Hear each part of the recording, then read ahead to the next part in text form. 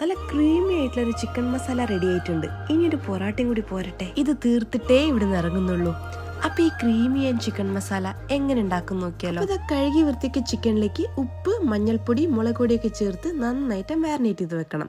ഇനി ഒരു ചട്ടിയിലേക്ക് എണ്ണ ചൂടായി വരുമ്പോൾ ചതച്ചു വെച്ച ഇഞ്ചി വെളുത്തുള്ളി പേസ്റ്റ്, സവാള, കരിവേപ്പിലയും കൂടി ചേർത്ത് സവാള നന്നായിട്ട് കുക്ക് ചെയ്തെടുക്കണം. ഇനി അതിലേക്ക് തക്കാളിയും കൂടി ചേർത്ത് തക്കാളിയൊക്കെ നന്നായിട്ട് വഴണ്ടു വന്ന ശേഷം അതിലേക്ക് മഞ്ഞൾപ്പൊടി, മുളക് പൊടി, മല്ലിപ്പൊടി, ഉപ്പ് ഇതൊക്കെ ചേർത്ത് മസാല നന്നായിട്ട് കുക്ക് ചെയ്തെടുക്കണം.